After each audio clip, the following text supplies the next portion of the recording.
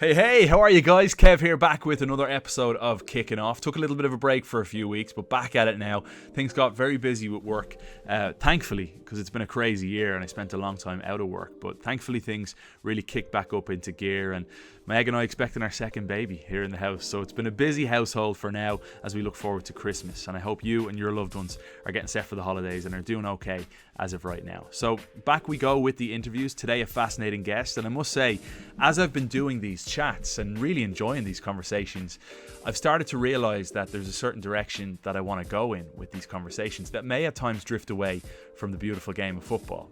And that is talking to people that I admire, people that have reached an elite level, as I've said before, but people that have faced certain difficulties in their life that can inspire, that can tell us some secrets or some ingredients to overcoming those problems. And that's certainly the case for today's guest, a dear friend from my days in Chicago, my final days when we worked together at 120 Sports, a guy who I just gravitated towards because he's such a good human being first and foremost, but a fella who's had an incredible NBA career, Antoine Walker.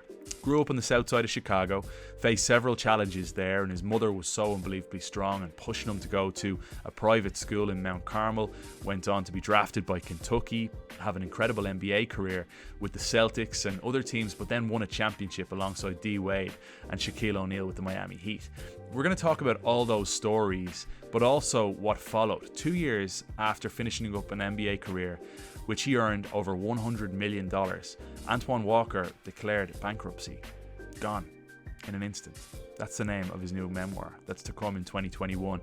It's a remarkable story as someone who didn't have the financial savviness to put it away in smarter areas or hold on, was also incredibly unlucky with the crash back in 2007 and 2008. And Antoine wants to speak about this now and wants to help so many young athletes and people in different industries to make sure that they don't fall into the same traps that he did. It's a fascinating conversation. I hope you enjoy it. Today, we're kicking off with the great Antoine Walker. Antoine Walker, I missed your face. How are you, bud? I'm good, brother. Nice to see you, man. It's been a long time. It has. It certainly has. We worked together back in 2014 and 15, and I'll never forget saying to you, I have an offer to go to Miami, and you had played there, won a championship there, and you said to me, Kev, you got to go. Yeah, it's nothing like Miami, man. You went with the wifey though, so it was that kept it calm for you. Exactly. Yeah, Miami. Exactly. Miami's a great city. As soon as we had a kid as well, we're like, let's get out of here. No point in being in Miami now.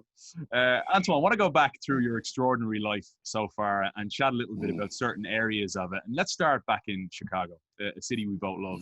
And south side of Chicago is where you grew up.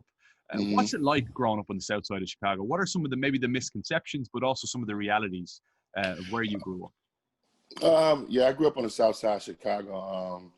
For me, very humble beginnings. I come from a very challenged area where it was a lot of gang and drug infested. So you dealt with those challenges on an everyday basis. Gangs were at a rapid all-time high when I was young. So you have to figure out a way to navigate through that. But I was lucky, to be honest with you. My mom was very strict on me as far as education and making sure I go to the right school. And if you're from Chicago, you understand this. So I didn't go through the public school system. I actually went through more private Catholic school. So which would help me out tremendously because I was able to avoid a lot of gangs and violence on a day-to-day basis, from elementary school all the way through high school. So I always thank my mom for that because I saw a lot of my friends who went a different route because of the schools and the circle of people that they were around. And then for me also, the other big thing is that, Kev, I play sports. I was a big sports kid that a lot of kids do, but I was a guy that played all three sports. Stayed very active. Wait, what do you mean three sports? You played soccer as well? Football, the other soccer. Very temporarily. Baseball is my first love, if you can believe it or not. Baseball is my first love, followed by basketball and then football. But just playing in leagues and stuff like that as a kid just put me around different kids. So I was able to navigate my way through some of the trials and tribulations that goes along growing up on the south side of Chicago. But I wouldn't trade in for the world. Taught me toughness, taught me how to be loyal, gave me a good balance in life. So I wouldn't trade in for the world. So you talk about playing all sports growing up and stuff, and I'd imagine Hmm. you're out on every court you could find with your friends playing hoop. Yes. I see it in soccer today. Sometimes I look around the local parks that I'm in Atlanta, and I don't see kids playing too much outside of Hmm. structured sports. My own little cousins in Chicago, they're 13 years of age, and they're in structured sports, and it's like I feel like the best players play in the streets, whether it's soccer, whether it's basketball, whether it's anything else, and they learn the hard way, but they also learn a little bit of swag as well in the streets, right? Yeah, I think it, I'm just speaking on soccer itself. I mean, it's typical. Soccer's are leagues are more organized, and that's what you see. Most kids are in their structure. Where basketball, football is more of a freelance type of sport. You'll see more people out there playing. And I think in the United States, um, where soccer is probably not the number one sport, you just don't see that. You don't see the freelance kids just out there. Like I never thought about taking a soccer ball. Come on, let's go play soccer with my friends growing up. It's just something that you don't think about Yeah, I because it's think not like it's not highlighted. It's not necessarily highlighted in the States. So especially not in the neighborhood that I come from, you don't think about soccer first. That's probably no. like the fifth sport you think about. It's know. it's changing though. I think Uh-huh. Gary V said recently that in 10 years from now, if he was putting money into a certain sport or sports, he said that the three in 10 years, I believe he said, will be basketball, soccer, and UFC. He just said the trajectory in which they're going in. And obviously with basketball, all you need is a hoop and a ball. With soccer, you need two sweaters down as a goal. Seriously, that's all you need. And you talk about humble upbringings. You think about Cristiano Ronaldo, Neymar, two of the biggest players in the world, came from little or nothing. Ronaldo, That's very actually, similar. Yeah, and not to cut you off, but that's actually a great point when you talk about the equipment yeah. that's needed. And I think a lot of people don't understand that. A lot of parents don't understand that you don't need a lot to start playing soccer. It's not like hockey. Mm-hmm. Hockey, you got to get skates, all this equipment to learn how to play hockey. And football is a bunch of equipment. Basketball, obviously, is just a ball and a hoop. But soccer is one of those sports you don't need a lot. And it's not expensive to start. So your mother, wonderful lady, she managed to Yes. convince you somehow to go to Mount Carmel, right?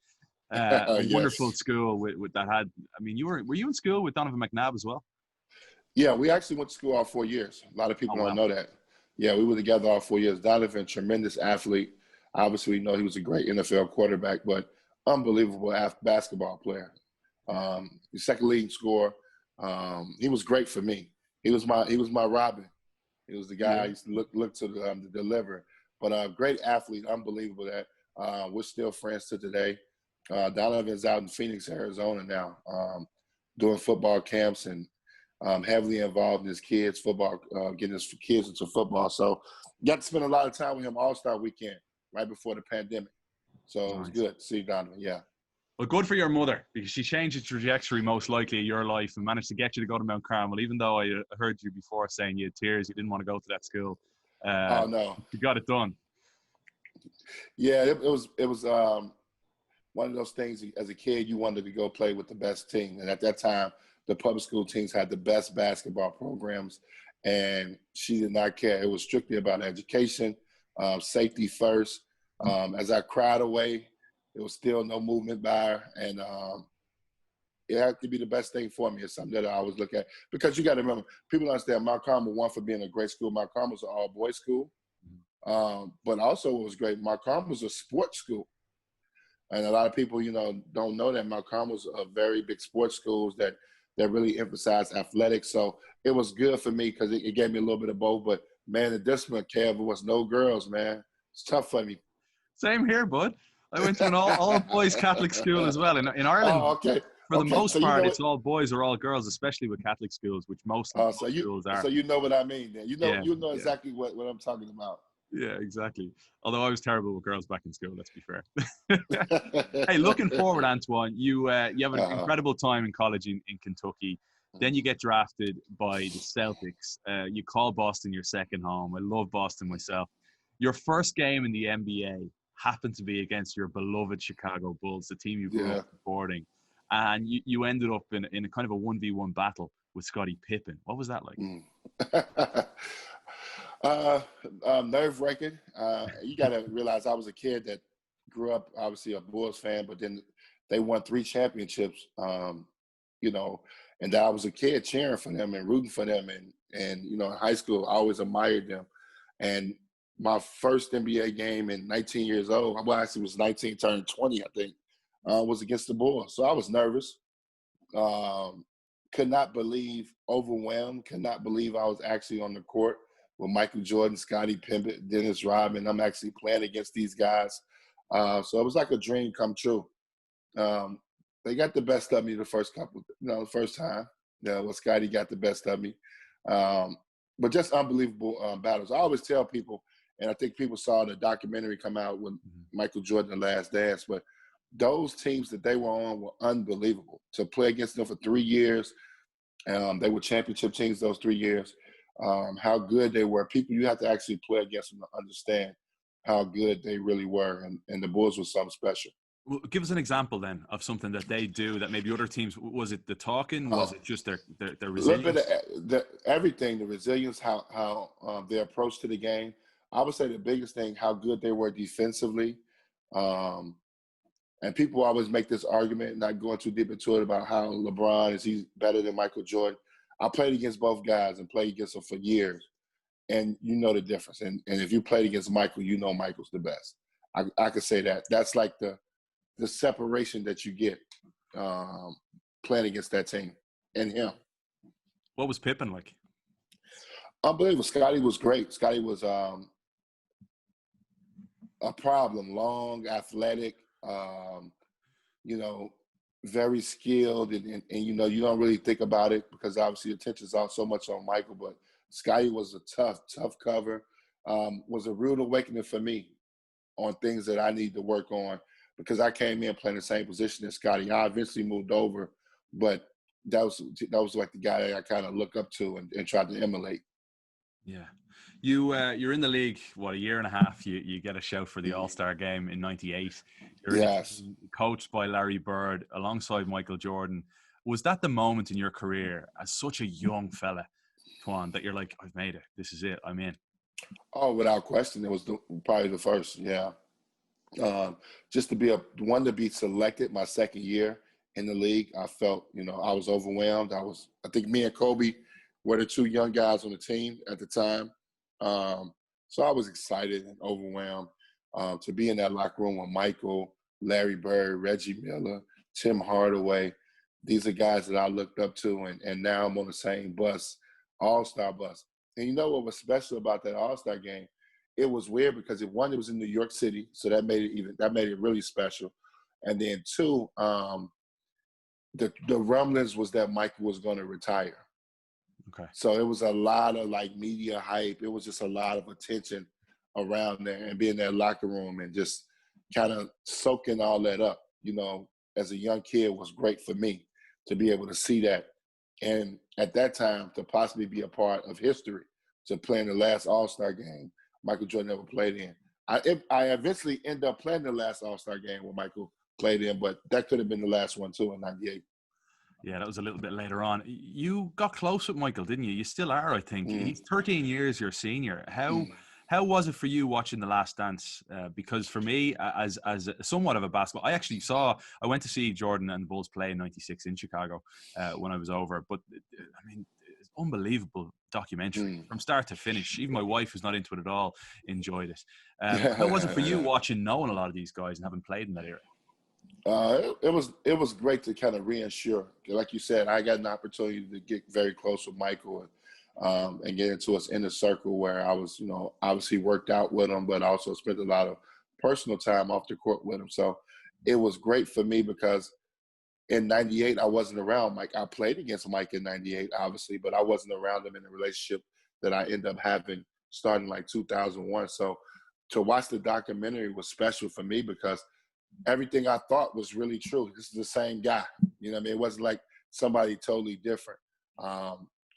Tremendous competitor, always want to win in everything he does. All he cared about was winning championships. That was the goal. He always wanted. It seemed like it was anything. It seemed like he was competitive at anything, whether it's a game of cards, cards, everything, horseshoe, everything. Whether it's shooting regular jump shots in the gym, working out, whether it's playing cards off the court, whether it's playing, golf. I mean, when you think about everything that he does is in a competitive state and he wants to win. So I'm a confident guy. I like to compete. I love to win. He takes it to another level. And as an athlete, you like, man, I want to win. I love it. Like, Michael has no other thought process in his head but to beat you. And he wants to be the best. And that was so great about 98 because that's the person that I knew. And actually to see a lot of those footages and stuff, you like, man, this was the same guy. You got a phone call one day as a young guy. Tell us about that. The phone rang and it was a private message to say Michael Jordan wants to speak. Yeah, I got very lucky. In 2001, just got out the playoffs. I get a phone call, private call. Back then we used to get private calls, and it was Michael Jordan calling me and telling me that, hey, I need you to get back in the gym and work out with me. I'm thinking about coming back and playing basketball. And for me, as a kid, as a person that I was a Bulls fan, that was an overwhelming moment in my life and one of the most special moments. And from that day forward, I started working out with him on a daily basis. We would work out in the morning, lift weights, do our shooting drills, and then we would play pickup ball. And we built the relationship from 2001, I would say, till he owned the Charlotte Hornets. Once he left and decided to be an owner, kind of changed. That's when we kind of went our separate ways a little bit. But prior to that, we spent a lot of time together on and off the court. Like I said before, I got to get into his inner circle, know his kids, his wife at the time, know his new wife, everything. It was an unbelievable, great experience for me. Something I will always remember. Never take those moments for granted. It ain't too many times that people in life get a chance to be around some of the greatest athletes in the world and get to know them on a personal level. And I got that opportunity. So I'm curious about this because did he say don't tell anybody? Obviously, there's no Twitter back then. There's no Instagram. Life's a bit different, right? So you're training with him. He's thinking about coming back. You can't really tell a soul, can you? Well, the thing is that he wanted to start working out, with the weights and just start shooting and get back there.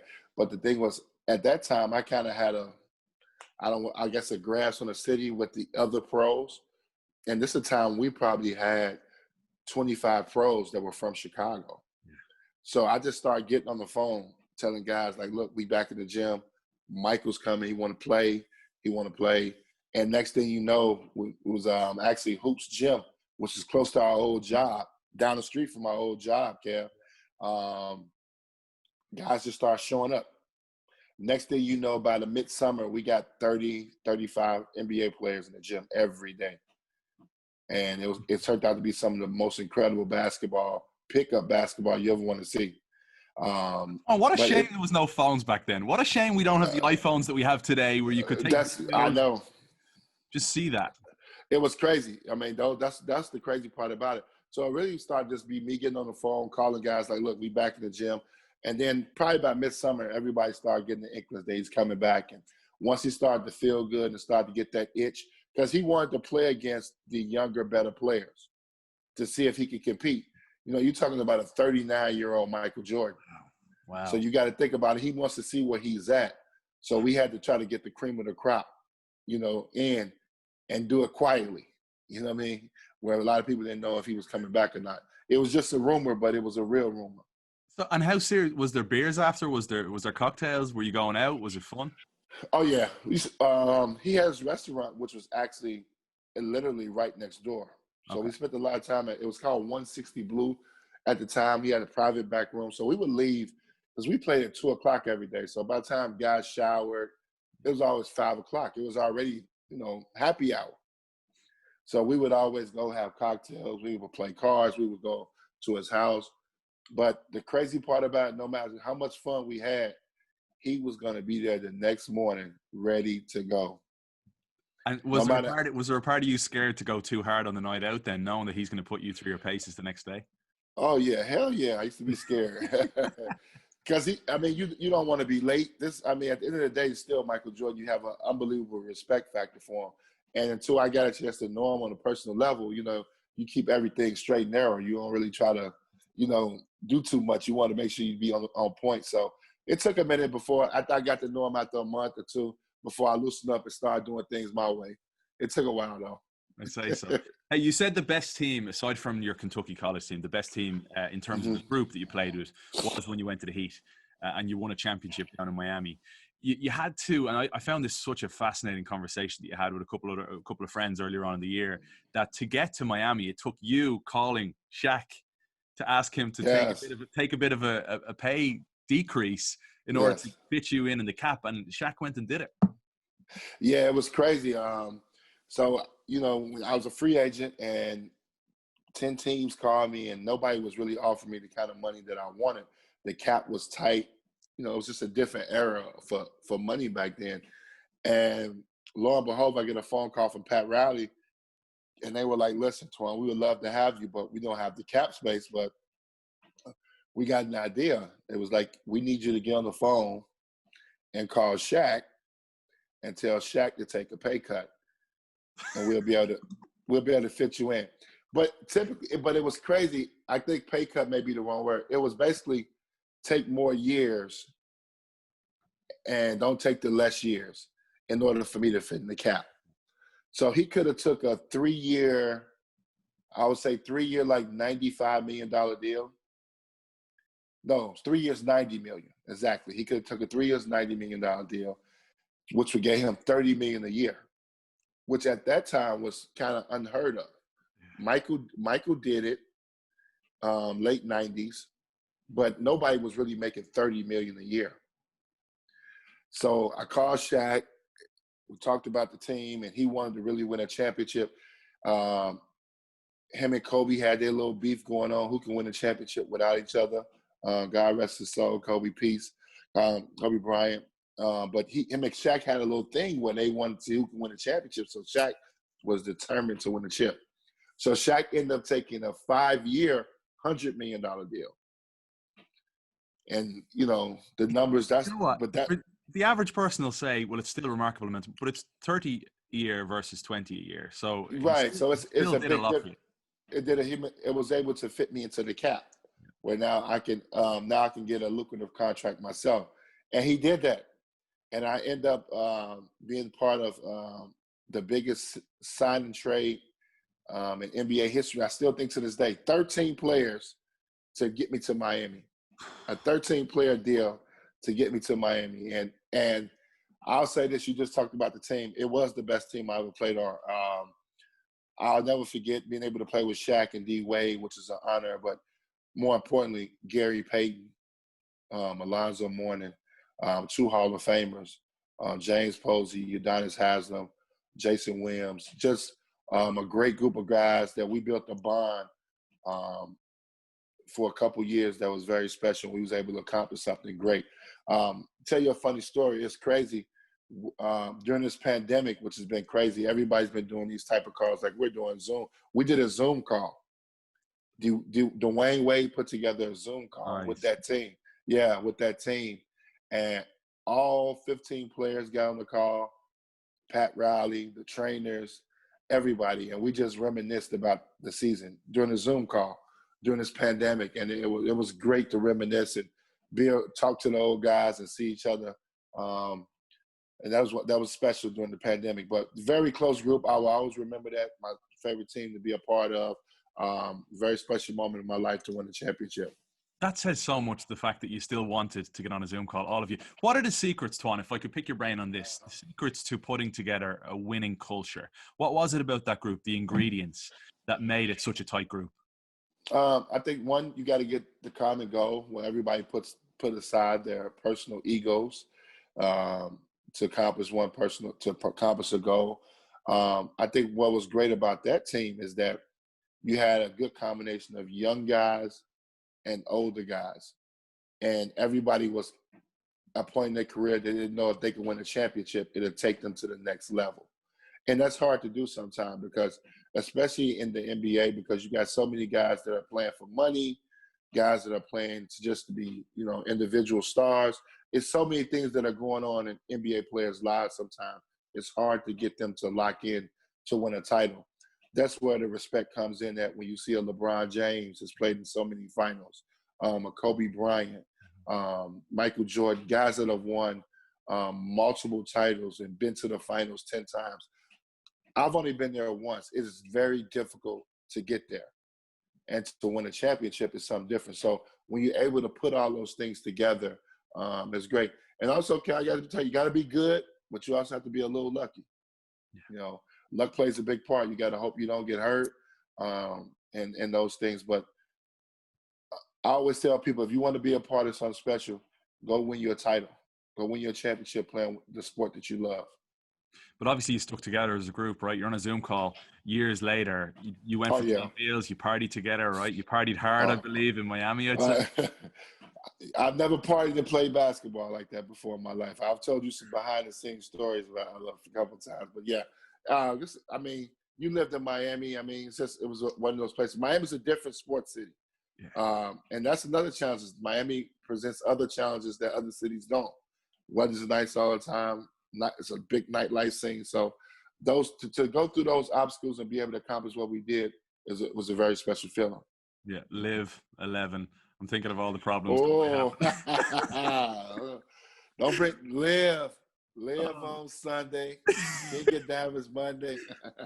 So would you go out? Because I remember at 120 Sports, it was such an eye opener for me getting to work with you and several other athletes from different sports. That was the fun thing, is we'd all sit in a green room. And I'd get a shout to say, Kev, you're up. You're talking about a game over in Europe, say, and you'd say, Toine, you're up. The NBA segment's coming up. And like Danny Graves talking about the MLB would be telling me about gambling at the back of the plane and the nights out they'd have the night before games. Did that happen in the NBA too? Oh, without question. We would. I mean, it's just certain cities, Kev, you go to, you going out in the NBA. I mean, you're going to Miami, New York, Chicago, Atlanta, Houston, LA, Golden. I mean, it's just certain cities that you're going to go out. It's probably about 20 to 25 cities that you're going to go out. And depending on the schedule, I mean, you got to be smart sometimes. But, it's different for basketball. We get in the city probably 2 or 3 o'clock in the afternoon. And we don't play again till the next night at 7:30. So, you get a full day to go to dinner. You can go out, get up and, have a little shoot around. You can get you a little nap. So, you gotta know your body. You gotta know what you can take. But we got it in some nights. It's been some nights I've played impaired. But you knew your body. Like you were the sixth man, right, in that team the year you won the championship. Oh yeah, you know your body. Yeah, I mean it's different. When I played in Boston, it was different. I had to get 25 points a night. I had to be the man. I mean, you can't go out as much. You got to get your rest. Miami coming off the bench, not leave the heavy lifting for Shaq and D-Wade, and I take care of the small lifting. You've got a memoir that's going to come out in the new year called "Gone in an Instant," and it's a part of your life that I think is not more remarkable than the other parts. It's just it's incredible to me that you went from earning, say, over $100 million in your career to then declaring bankruptcy.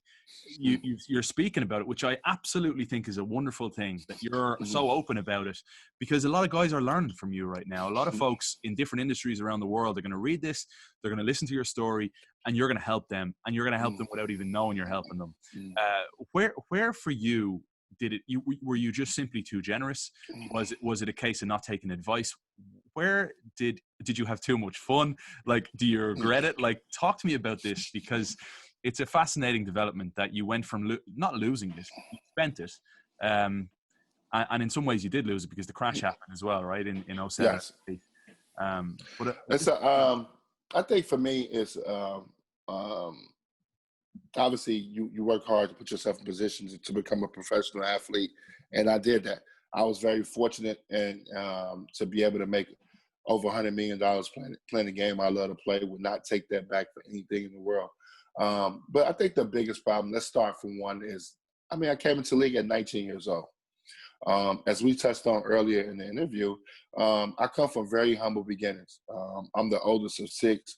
I watched my mom struggle. She was a single parent. We never had money.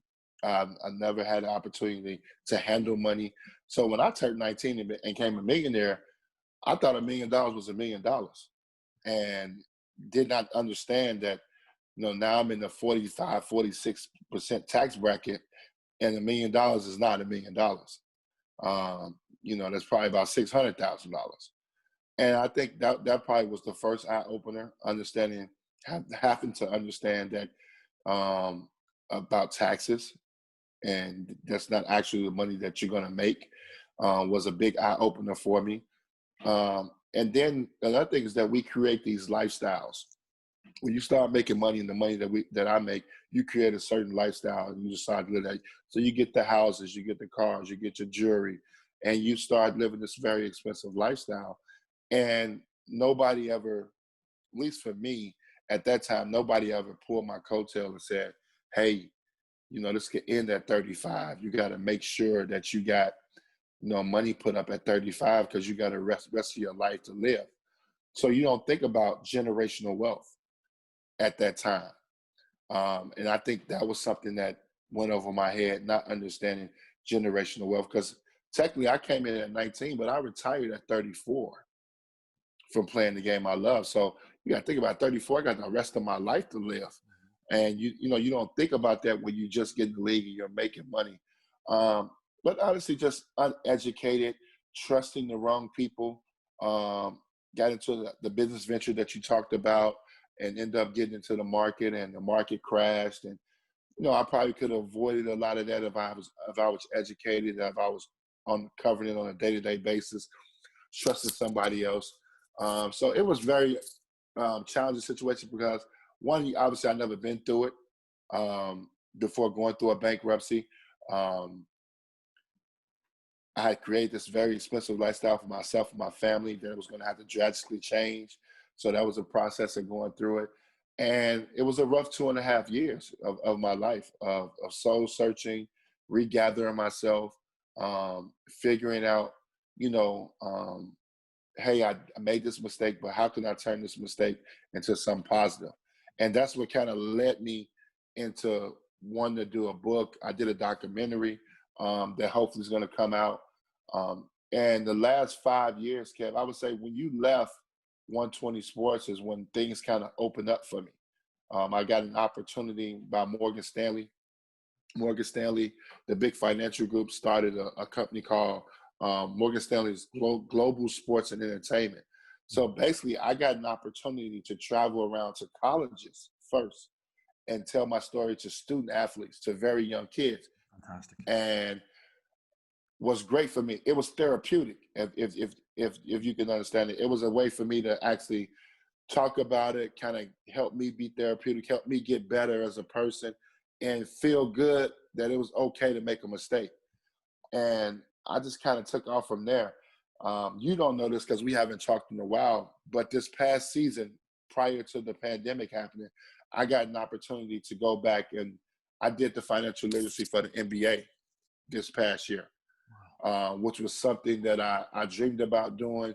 I dreamed about getting back in front of my peers and having an opportunity to share my story with the current NBA players.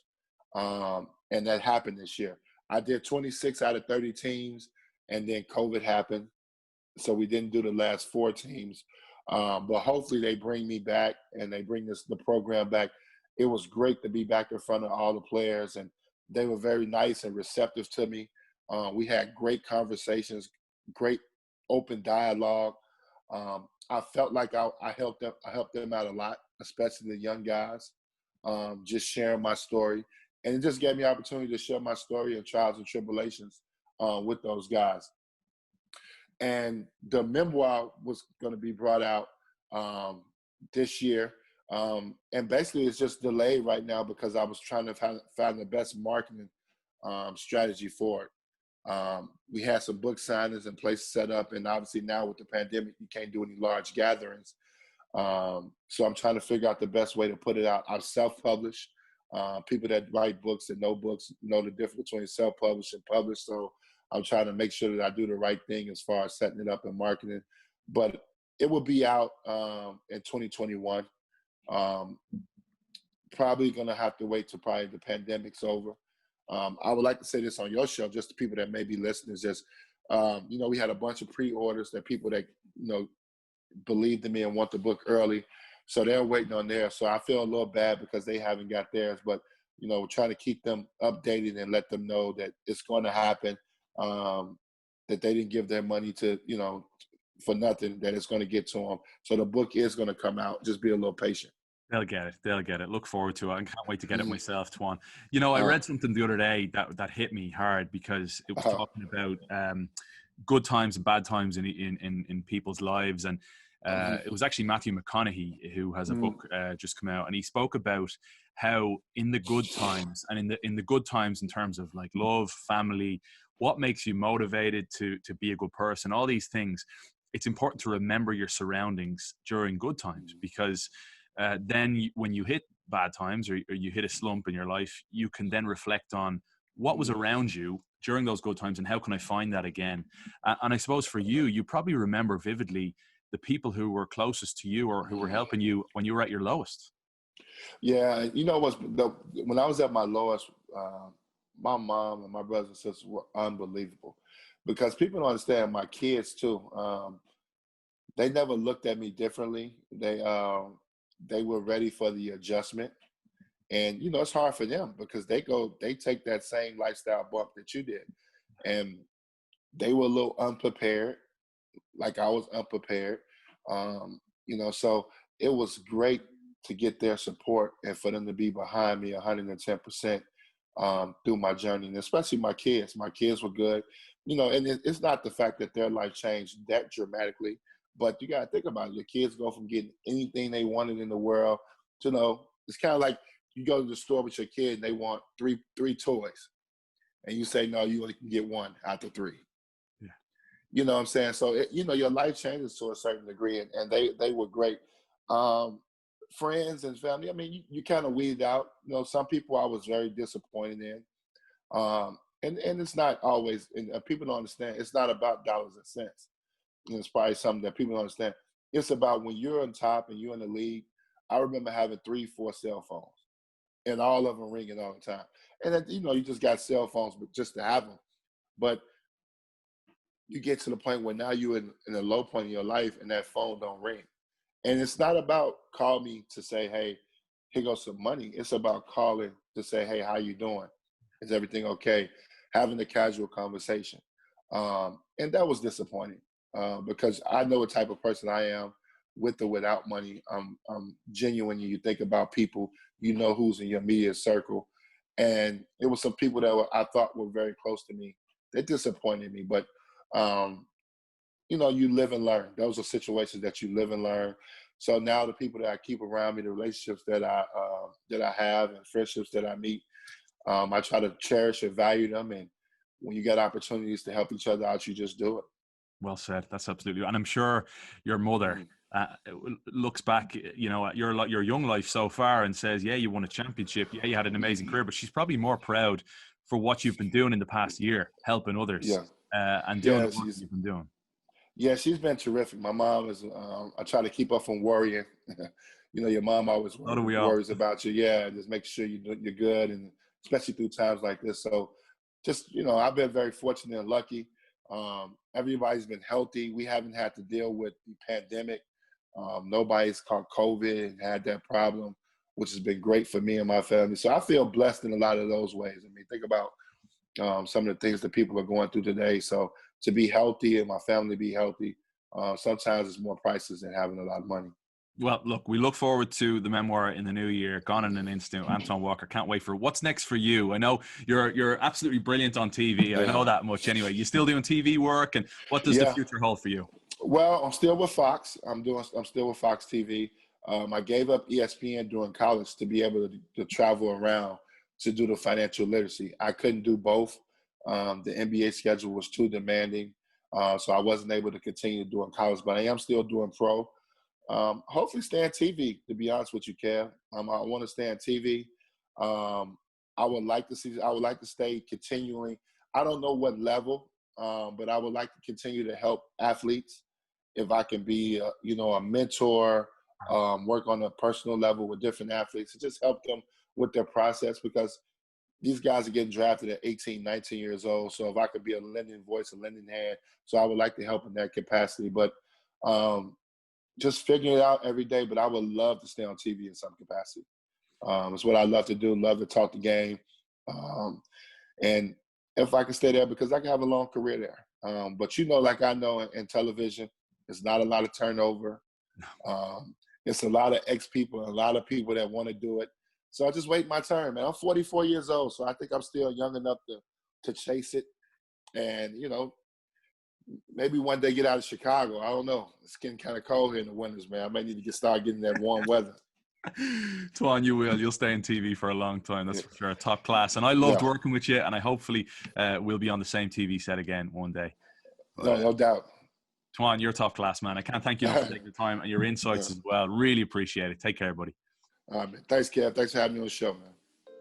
Well, that's not a story you're going to hear every day, that's for sure. Antoine Walker, an absolutely brilliant NBA player, phenomenal storyteller, and a great human being that's completely and utterly rebuilding his life, having declared bankruptcy 2 years after finishing an NBA career in which he earned over $100 million.